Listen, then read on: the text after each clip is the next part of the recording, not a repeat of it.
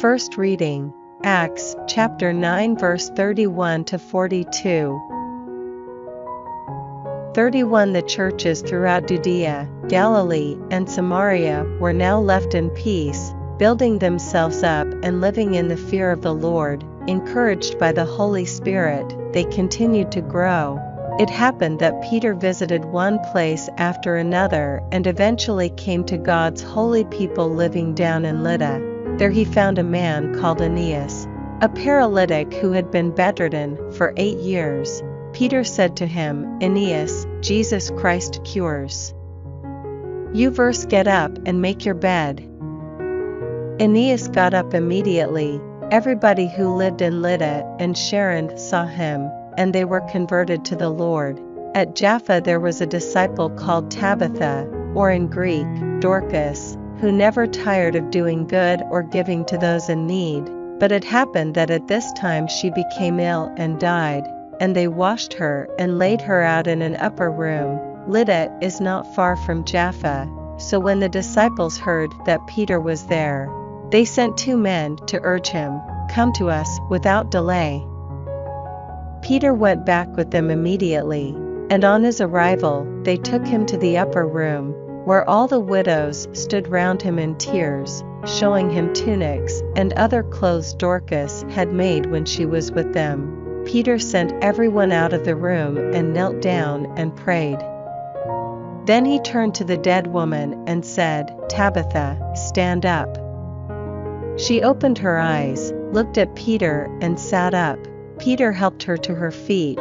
Then he called in the members of the congregation and widows and showed them she was alive. The whole of Jaffa heard about it, and many believed in the Lord. Responsorial Psalm, Psalms chapter 116 verse 12 to 13, 14 to 15, 16 to 17. What return can I make to Yahweh for his generosity to me? I shall take up the cup of salvation and call on the name of Yahweh. I shall fulfill my vows to Yahweh, witnessed by all his people. Costly in Yahweh's sight is the death of his faithful. I beg you, Yahweh. I am your servant, and my mother was your servant. You have undone my fetters. I shall offer you a sacrifice of thanksgiving and call on the name of Yahweh.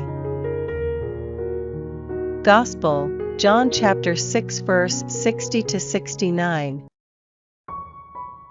60 After hearing it, many of his followers said, "This is intolerable language. How could anyone accept it?" Jesus was aware that his followers were complaining about it and said, "Does this disturb you? What if you should see the Son of Man ascend to where he was before? It is the Spirit that gives life, the flesh has nothing to offer. The words I have spoken to you are spirit and they are life, but there are some of you who do not believe." For Jesus knew from the outset who did not believe and who was to betray him. He went on, "This is why I told you that no one could come to me except by the gift of the Father." After this, many of his disciples went away and accompanied him no more. Then Jesus said to the 12, "What about you? Do you want to go away too?" Simon Peter answered, "Lord, to whom shall we go? You have the message of eternal life, and we believe. We have come to know that you are the Holy One of God."